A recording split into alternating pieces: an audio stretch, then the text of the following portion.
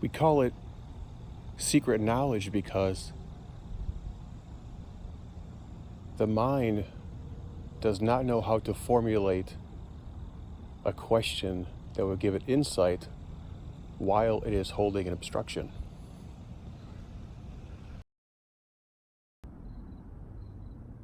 And if you can see with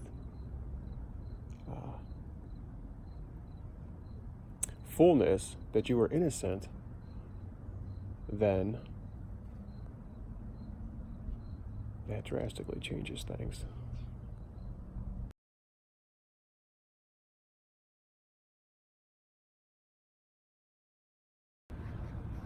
And the language comes to you endless ways, but it's like a natural moving of the heart where it's like everything is on the path given to you at the right time. And so what's interesting about the whole thing is it reminds me of when it is said to go out and bring nothing with you. Go out and bring nothing. And because you're emptied of your own ideas, can you follow your heart and see that the earth is a womb. It is a womb.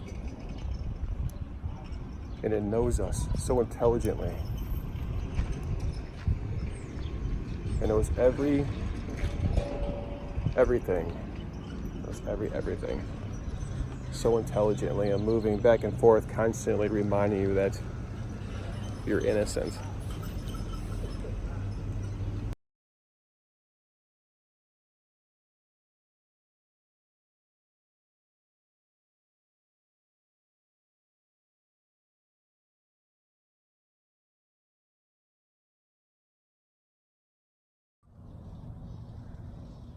The path that I found myself taking when I got here was I read A Course in Miracles.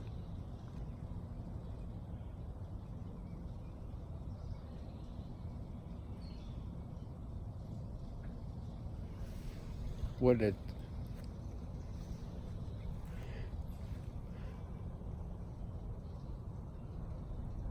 is intelligence if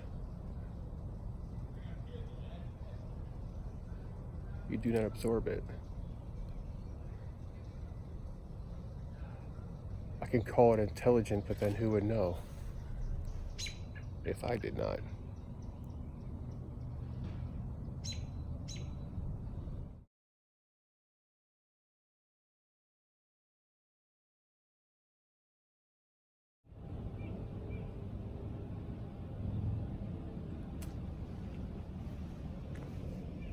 Something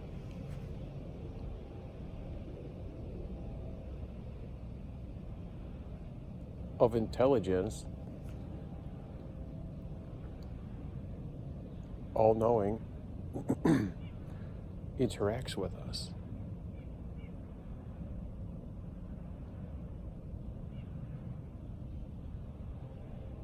And that is the evidence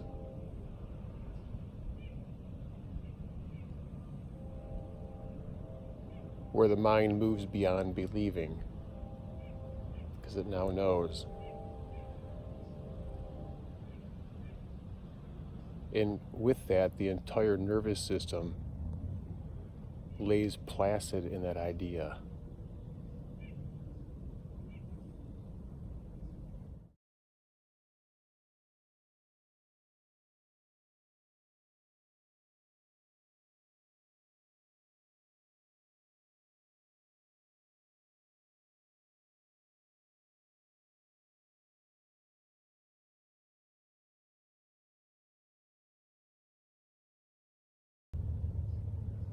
A mind that is whole knows of its wholeness.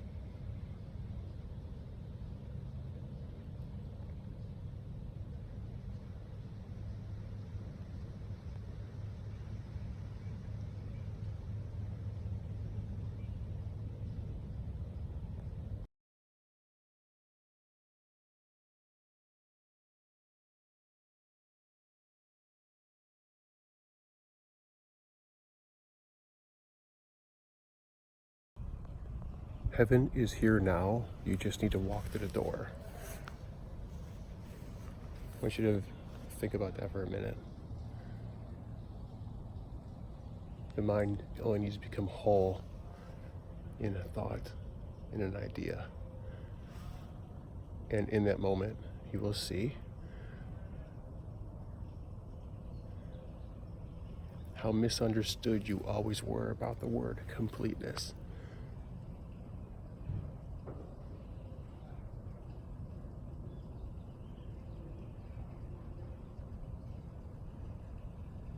Now that you understand completeness.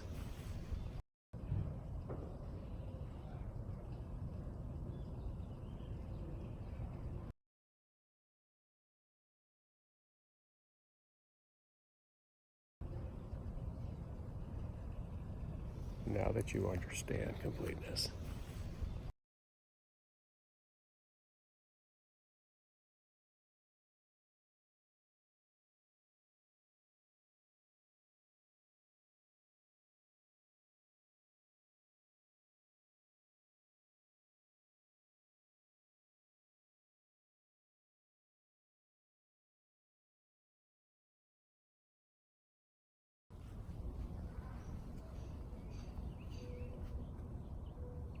Sincerity is an incredible word.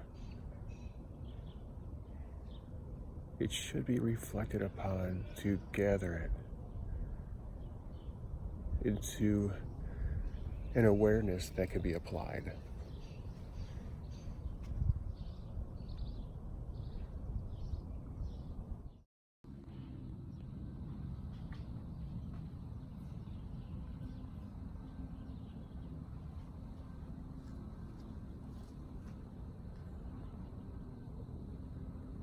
It's always at the top of the head.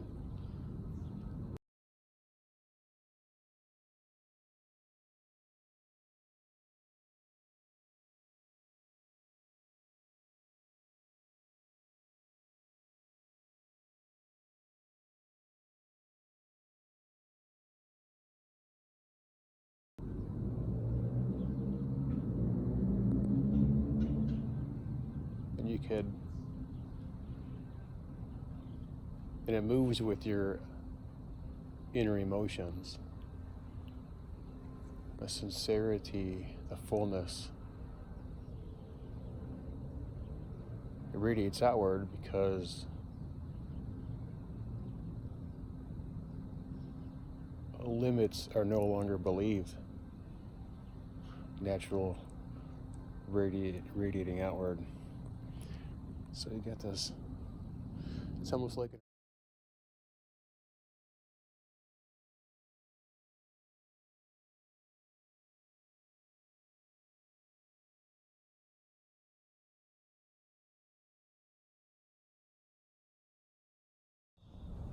the lack of sincerity in the asking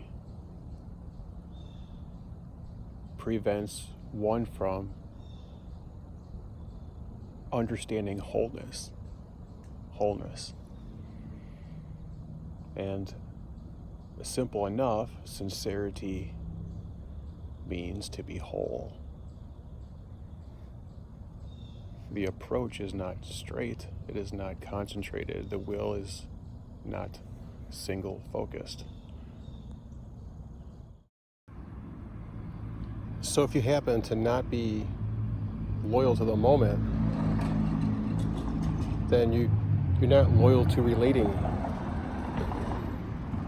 To relate is active. It's always in the moment. It's always the whole of what you're presenting yourself as. Is everything forgiven? Or are some things unforgivable? You realize as you hold those are the things that you will not be able to see your freedom while you're holding that. When you give it fully, you will see that you are innocent because you're holding nobody down. Now, to concentrate the will is very easy once the obstruction is removed. Forgiveness will feel very unnatural while holding certain ideas. But once the information is correct, and you see the sameness and what things truly are, how they truly are, you realize there's no place to hold it. And forgiveness becomes this sane, natural way of thinking, not difficult at all.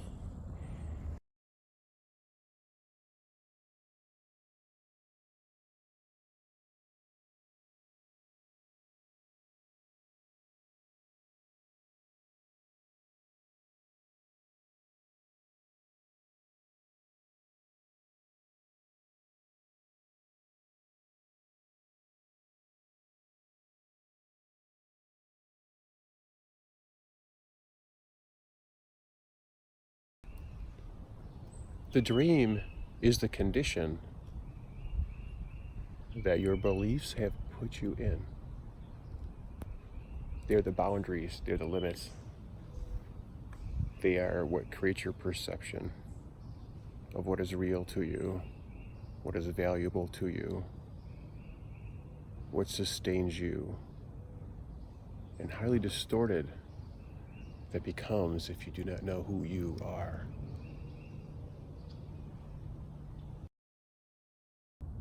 You can see yourself as limited or limitless. It can only be one of the two. Limited or limitless. And it's not whether you are or aren't. What is already is. It's whether you're aware of it that makes the nervous system either extremely calm or quite agitated and nervous. So it's the world of a difference in how things are seen.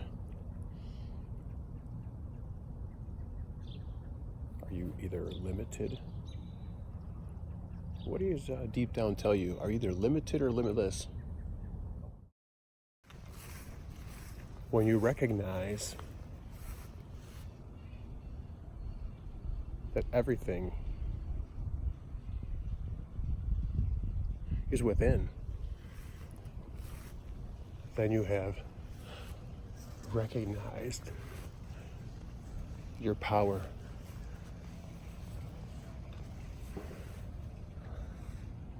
In the calm sense you now have with seeing illusions.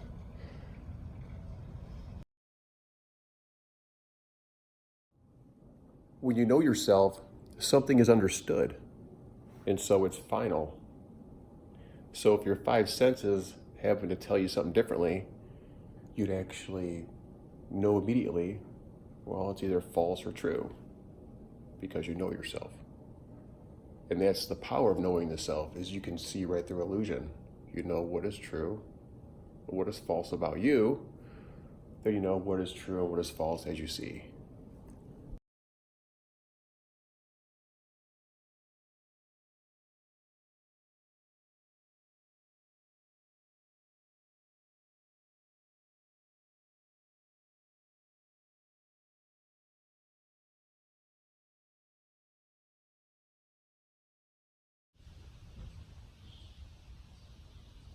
It's the fear that I underestimated.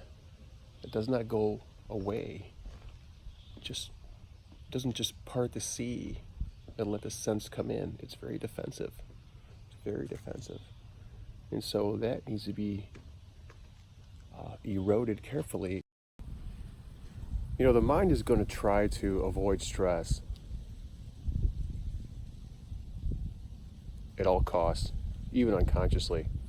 And so if you're going to give it new information that's going to seem to rock the foundation on which it built its original, it is not going to be interested to just want to sit there and look at, examine, or even... There's a reason A Course in Miracles works wonders, is because whenever something is believed, it is never comfortable receiving the confrontation. But the way A Course in Miracles approaches is not by confronting anything. It's not by trying to get you to believe anything. It presents sense. in such a complete way, there's no room for any of that error that you thought was once true. There's just no room for it. Your nervous system doesn't even react to it at all. And in that, you see everybody and yourself quite differently. Even all their behaviors, you see how the real source and what it really is, instead of being so caught up on calling it bad, guilty, those things that guarantee that there's always separation. And that's why A Course in Miracles is a wonderful piece of material. I've never read anything that had the intelligence that the material delivers it and how it delivers it. It is beyond human intelligence. It is of a higher intelligence, and that I am certain of. The mind that doesn't contract has nothing to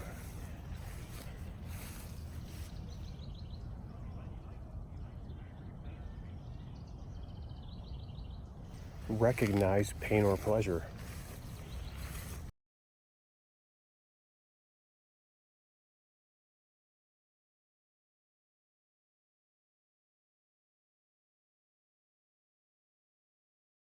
And in the unlimited,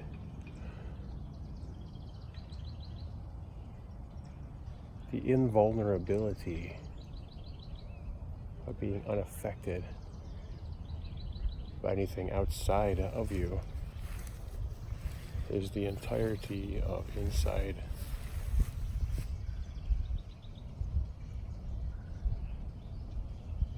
Finally, the mind understands.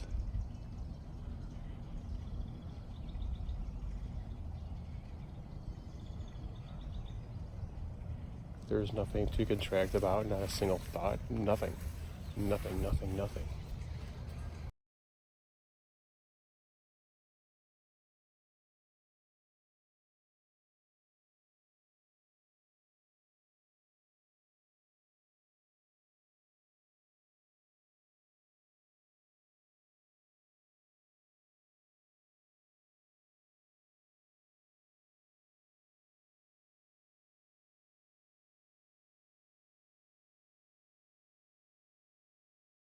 The paradise, the abundance, the understanding gets you to see the foreverness.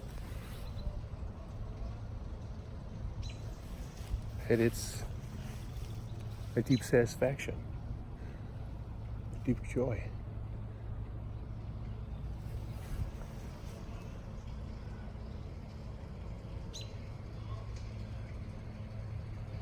As nothing needs to be contracted about. Everything seems to be working for you. That seems to knows. And that is such a deep relaxation of a joy. Finally, there's not a burden. Pure enjoyment. Joy.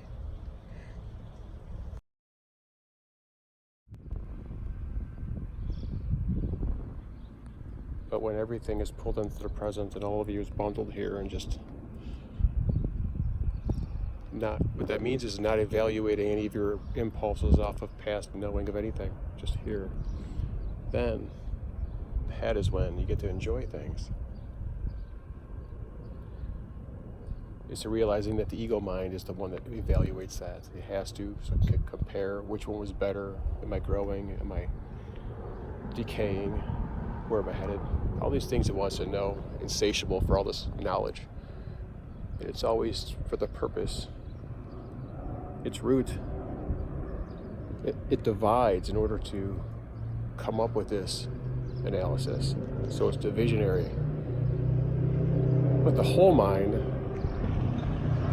brings everything into the present and realizes that everything that is here is what is everything. And that is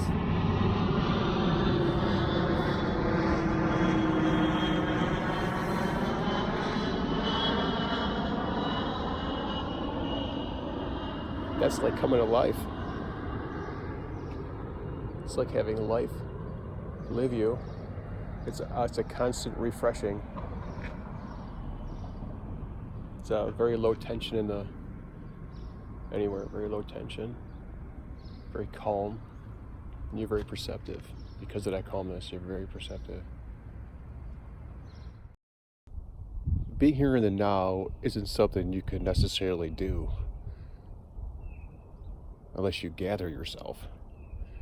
All these anchor points of interests, of concerns, of where you are, where you were, where you are, where you're going, past, present, future. The mind can't be here now if it's got anchor points.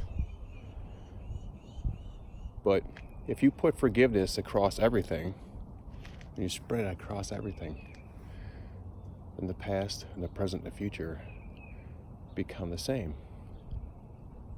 There's no difference.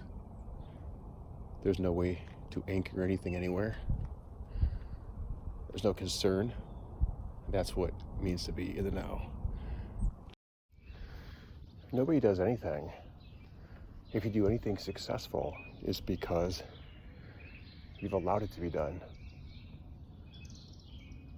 When you allow things to be done, the moment of allowing, immediately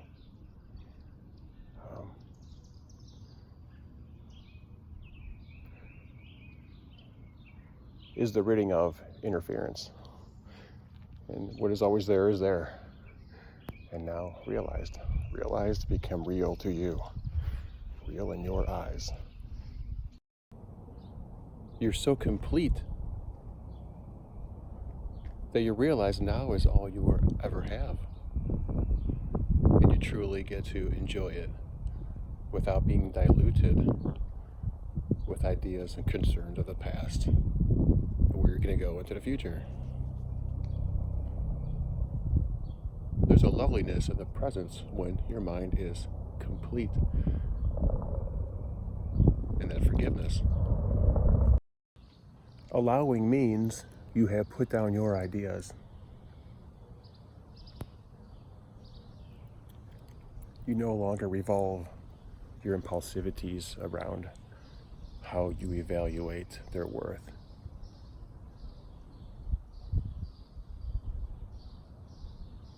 To you.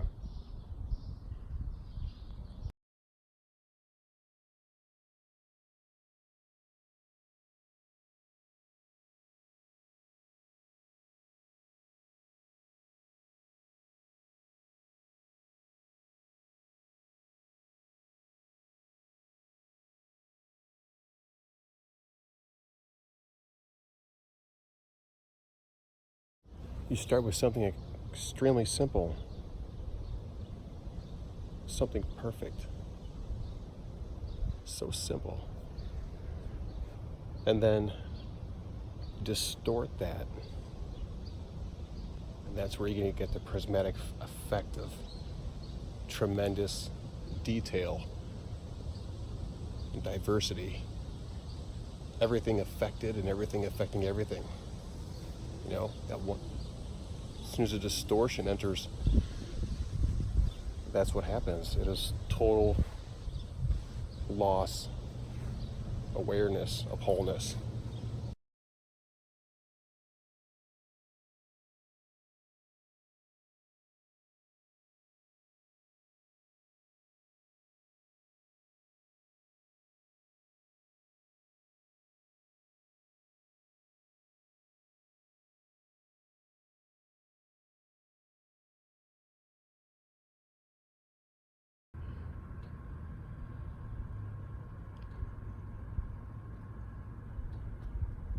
And then let's start from a place where things actually make sense. That there is something called innocence. It would not that come first anyways, before guilt even had anything to grapple into.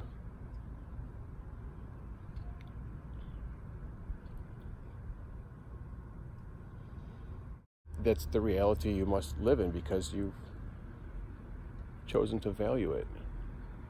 But it was only a mistake first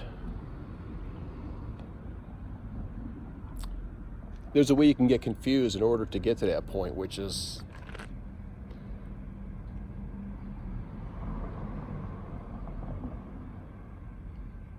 all beautiful, because you're allowed to explore. You're allowed to distort the reality of yourself. You are innocent. You're allowed to distort that. And you're going to see the consequence of that.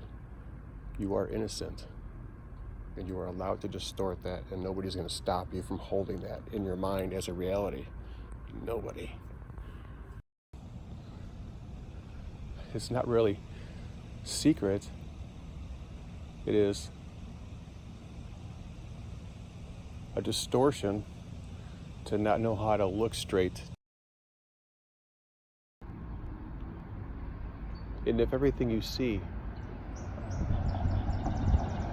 even the ones you claim to be guilty, the ones you claim to be bad,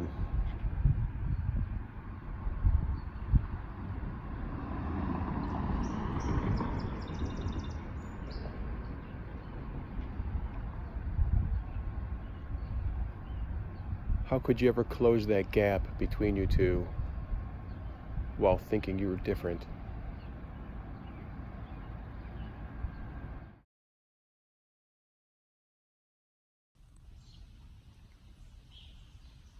How I move and what pulls me, what places me, what provides me with all my meaning. Yet all my intentions, all my planning, those things are entirely known by reality.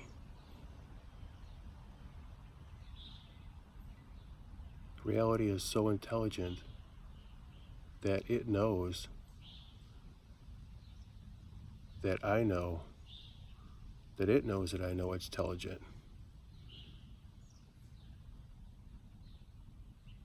And it's the way it interacts is exactly according to the distortions that we have in our intentions. And we want to put these efforts out there and for reasons and purposes that are all distorted because we're confused about who we are.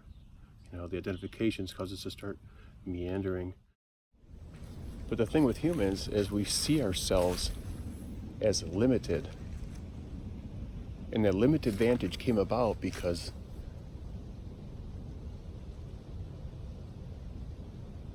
when something false enters the picture of a mind, when a mind was laying perfectly peaceful with all sense making sense, everything makes perfect sense.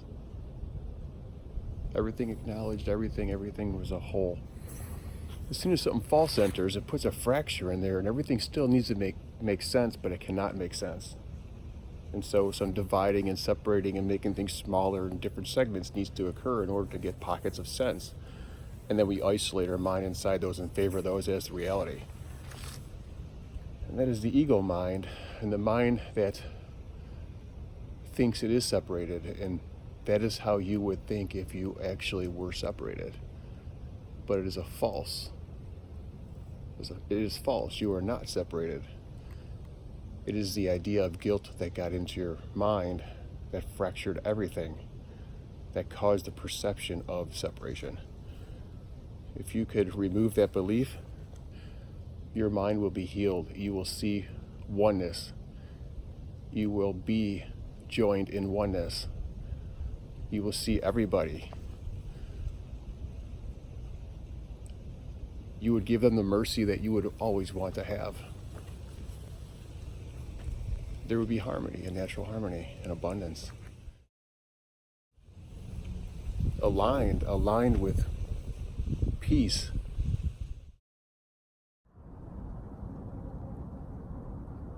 The predicament is this. A mind cannot see the whole of its holdings while it has decided to value separation. You can't see the whole while the mind is already split.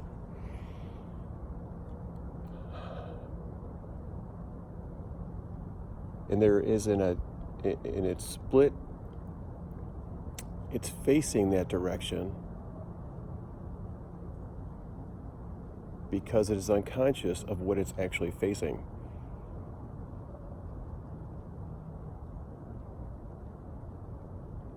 It does not realize the matrix of thought, of processing and thoughts will lead it down a path where its entire perception is going to shift. The linchpin is the belief that you are guilty, or guiltiness is even a thing to extend to any child of God, just to believe that. The linchpin is the guiltiness, to remove that belief. And the way that occurs is you need to understand how if you believe in guiltiness, it also means you believe to judge. In judgment, there's value. And then to believe in judgment means means you think you're different.